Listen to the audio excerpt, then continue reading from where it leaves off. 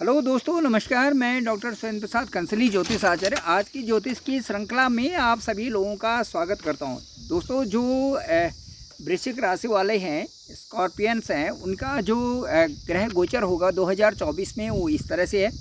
मैं बताऊंगा कि शनि जो है वो 4th हाउस में पूरे साल भर रहेंगे और उसके बाद राहु जो है वो 5th हाउस में रहेंगे पूरे साल भर के लिए। उसके जो बृहस्पति हैं वो रहेंगे 6ठे हाउस में और उसके बाद अप्रैल के बाद मई में गोचर करेंगे 7th हाउस में और केतु की स्थिति रहेगी 11th हाउस में।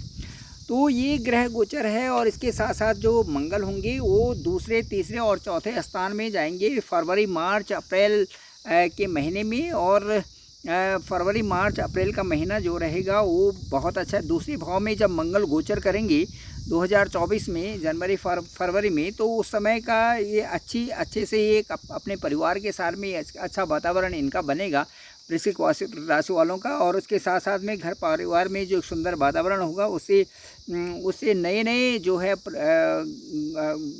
जो परिवार में नई चीज़ें होंगी और एक अच्छा सा वातावरण बना रहेगा। उसके बाद जो फरवरी के बाद जो थर्ड हाउस में गोचर करेंगे तो उस समय ये उच्च के हो जाएंगे। जो मंगल हैं वो उच्च के होंगे वृश्चिक राशि में और उससे जो है आपका पराक्रम बढ़ेगा और आप अपने कामों में एक नई गति लाएंगे और उसको जो अपने कार्य जो कर रहे होंगे, जो व्यवसाय आपके पास होंगे उनमें एक अच्छा सा बदलाव आएगा और आप बड़ी स्फूर्ति से काम करना शुरू करेंगे। उसके बाद जो 5 मार्च से और मई मिड तक का जो समय है 2024 का, उसमें एक अच्छी डील भी होगी, अच्छी इन्वेस्टमेंट भी आप कर सकते हैं और अच्छी ग्रोथ आपकी बनी रहेगी। तो दोस्तों, मैं ये बताऊंगा कि यदि आपकी कुंडली में किसी हद तक जो है मंगल जो है पीड़ित हैं और ऐसे स्थानों में त्रिक भाव में हैं और पीड़ित भी हैं साथ में, तो उसके लिए क्या होता है कि मंगल जिस तरह से जो भी हमारे साथ में जो भी घटनाएं होती हैं या मंगल से संबंधित जो भी होते हैं, एक्सीडेंट होते हैं या कोई और चीज़ें होती हैं, तो मंगल उस चीज़ को काटता है, मतलब उस चीज़ को ऐसी परेशानी देता है जिससे कि बहुत पीड़ा होती है। तो ये जो पीड़ा होती है ये समझिए कि हमारे जो कर्म है, हमारे कर्मों का ही जो हमारे साथ में गति बनी रहती है और उन्हीं कर्मों का उस समय हमें वो वैसी परिस्थितियाँ आ जाती हैं। तो यदि हम उस तरह का स्टोन ना भी पहने और उसके साथ साथ में जैसे हम अपनी जो वाणी को ठीक कर दें और हम अपने शांत हो जाएं और जितनी बार उसे कंट्रोल कर सकें उतनी बार जो है मंगल शांत हो जाता है। तो इसी तरह से हमें अपने आप को शांत करना चाहिए। मंगल का जब भी पीड़ित होते हैं तो मंगल पीड़ित होने से हमें उन चीज़ों को करना चाहिए जिससे कि वो चीज़ कम हो जाए, तो उससे वो परिस्थितियाँ नहीं आती जो कि ऑल ऑफ सडन आ जाती हैं। अब हम बात करेंगे राहु की, और राहु है आपके पंचम भाव में। और जब राहु पंचम भाव में होते हैं तो पूरे साल पंचम भाव में रहेंगे। तो पंचम भाव को हम कहते हैं लव रिलेशन का, पंचम भाव को हम कहते हैं शादी में जब शादी होती है तो उसके लिए पंचम भाव भी देखा जाता है। उसके अलावा जो संतान भाव होता है उसके लिए पंचम भाव देखते हैं हम, और एक्स्ट्रा अफेयर्स के लिए भी पंचम भाव हम देखते हैं। तो ब्रेकअप हो जाना या किसी प्रकार से जो है परेशानी में पड़ जाना, इन सारी चीज़ों के लिए हम पंचम भाव को देखते हैं। तो पंचम भाव में राहु का होने का मतलब है कि किसी न किसी तरह से थोड़ी परेशानियां वहां पर आ जाना।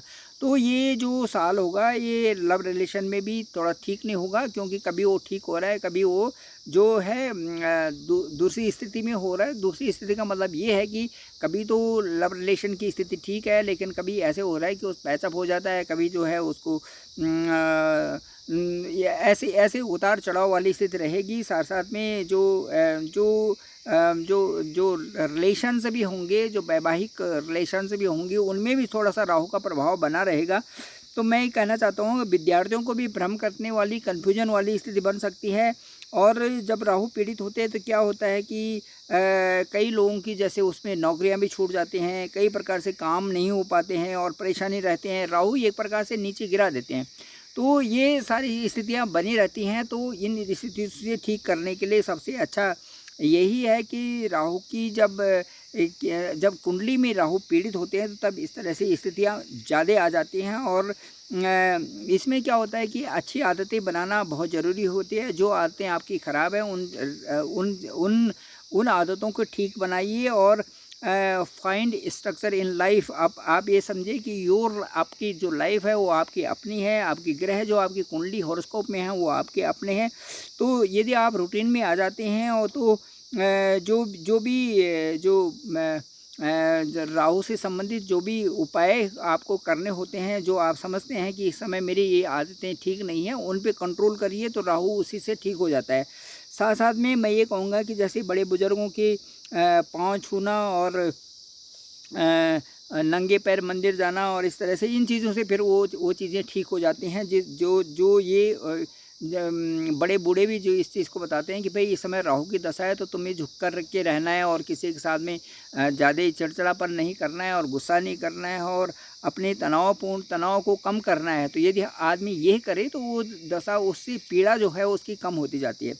ये इसलिए ये मैं कहूँगा। और इसके बाद मैं शनि के लिए कहूँगा कि शनि आपके जो वृश्चिक राशि के हैं, जो 2024 में ये रहेंगे चतुर्थ भाव में।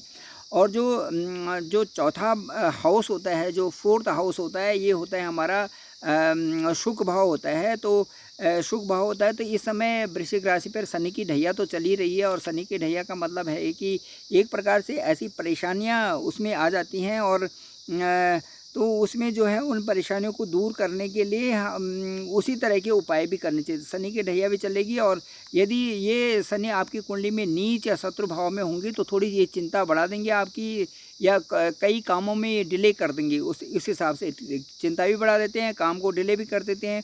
तो ये लोहे से संबंधित कार्यों के लिए तो फ़ायदा देता है, लेकिन साथ साथ में कई प्रकार की और भी परेशानियां आ जाती हैं। शनि यदि जब बकरी होंगे जुलाई में तो ये थर्ड हाउस का फल भी देना शुरू कर देंगे और इसमें थोड़ा भागदौड़ बनी रहेगी। और क्या होता है कि सब शनि पीड़ित होते हैं तो कई तरह की समस्याएं आ जाती हैं और इस तरह से पीड़ाएँ तो आती ही आती हैं और साथ में कई प्रकार के दोष भी उसमें बन जाते हैं। तो इसलिए जो है आप जो है सेवा करिए और सेवा का भाव रखिए। सेवा करने से ये शनि जो खुश हो जाते हैं। तो अपने आप को बदलिए। तो थोड़ा सा यदि अपने आप को बदलते हैं, आप सेवा भाव रखते हैं और बड़े बुजुर्गों की भी सेवा करते हैं, यदि कहीं पर से आपको ये लगता है कि मैं उनसे बिछुड़ गया हूँ तो उनकी सेवा करिए और उनके पास जाइए और अच्छे ढंग से उनके साथ बात करिए। तो इससे जो है शनि खुश हो जाते हैं। तो शनि की दशा उसमें अच्छा फल देने लगती है, बजाय क्योंकि वो चाहते ही यही हैं। तो उसी के अनुसार ही यदि हम काम करना शुरू कर दें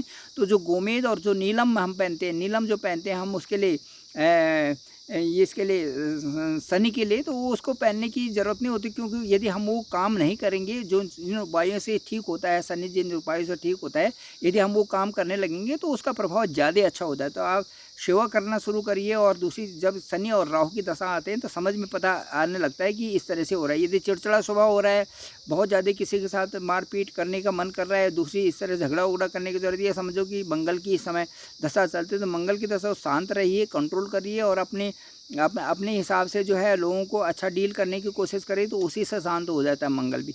इसी तरह से राहु की दशा में भी ऐसे होता है। राहु की दशा में आपको चिंताएं बढ़ेगी, काम होगा नहीं और होगा तो बहुत देर से होगा, इस तरह से होता है। तो इन चीज़ों के लिए जो सरल उत्तम उपाय होते हैं वो करने चाहिए। लोगों के साथ में रहें जिनसे आप छूट गए हैं, उनसे बनाने की कोशिश करिए तो ये सारी चीज़ें ठीक हो जाती है।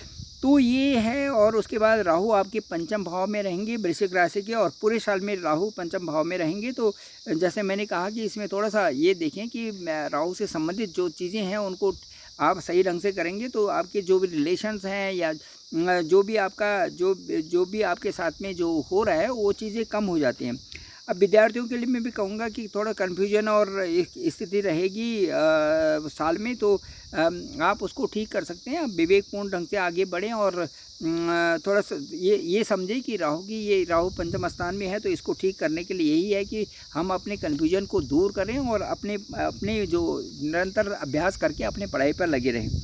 केतु आपके जो है इस समय केतु रहेंगे आपके 11th हाउस में।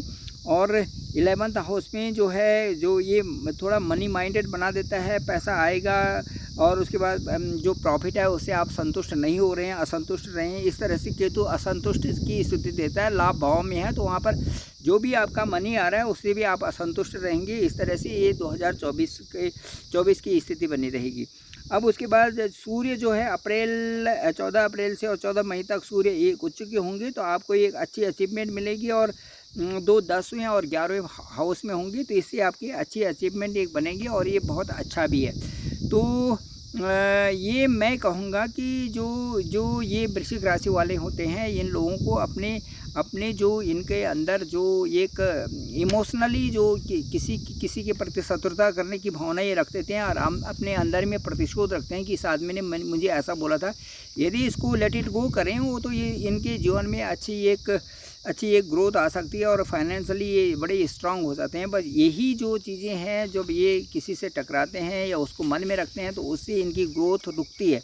तो मैं वृश्चिक राशि वालों से सबसे कहूँगा कि आप अपने ऊपर कंट्रोल रखिए और आगे बढ़िए, तो 2024 आपके लिए बहुत अच्छा होगा। और आप कंट्रोल तरीके से रहें और अपने आप में विवेकपूर्ण ढंग से अपने सारे कार्यों को करें और उनका समाधान भी उसी तरह से ढूंढें जिस तरह से मैंने कहा कि शनि की यदि दशा अंतर्दशा है तो उस समय आप जो है अपने शांत होकर के एक सेवा भाव अपने अंदर लाइए, तो उससे शनि की जो दशा है वो उसमें जो होने वाले जो डिले हो रहे हैं आपके काम या जो नहीं हो रहे हैं या आप भटक रहे हैं, तो वो उन चीज़ों से आप ठीक हो सकते हैं। उसी के बाद जैसे राहु की दशा है, राहु में एक अलग से आपको भटकंता आ जाती है, परेशान हो जाते हैं, ऊपर से नीचे हो जाती है, नौकरियां छूट जाती हैं, कई प्रकार की ये चीज़ें होती हैं। तो उन चीज़ों के लिए भी उसी तरह से उपाय अच्छे होगा कि आप जो है इल्यूजन ये जीवन में आपके पास आ जाता है, आपका काम नहीं होता तो आप दुर्गा की उपासना करिए, आराधना करें और अपने हाथों से सेवा करें, विनम्र रहें, तो इससे जो है राहु भी दूर हो जाता है। केतु के लिए जो डिटैचमेंट कर देता है वो आप अपने लोगों से दूर कर देता है, तो रिश्तों में भी कई प्रकार से कमियां आ जाती हैं। और इसके लिए ये होता है केतु के लिए कि आप ज़मीन पे सोएं और ये जो केतु चाहते हैं कि भाई आप नीचे से जो आप धरती से जुड़े, तो उससे जो है आपका वो चीज़ें कम हो जाते हैं और सेवा भाव रखेंगे। पैरों में भी जो दर्द रहता है, कई सारी चीज़ें रहती हैं, तो वो दूसरों को उन पैरों को वहाँ ले जाइए जहाँ सेवा भाव होती है, सेवा भाव करिए दूसरों की, तो वो भी ठीक हो जाता है।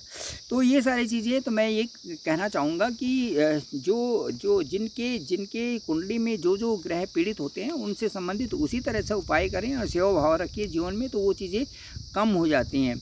तो ये सारी चीज़ें हैं। तो थैंक यू वेरी मच। और मेरे डिस्क्रिप्शन में नंबर है 9868280191। आप जब मुझे कभी भी कॉल कर सकते हैं और अपनी कुंडली के समाधान के लिए जो प्रश्न आपके उनके समाधान के लिए मुझे बता सकते हैं। मैं ज़रूर पिक करूँगा आपका कॉल और आपकी जो भी समस्याएं हैं उनको ज़रूर सुनूंगा। Thank you very much. मैं डॉक्टर सुरेंद्र प्रसाद कंसली, और आप इस चैनल को लाइक भी करें, सब्सक्राइब भी करें और कमेंट्स भी करें। Thank you very much.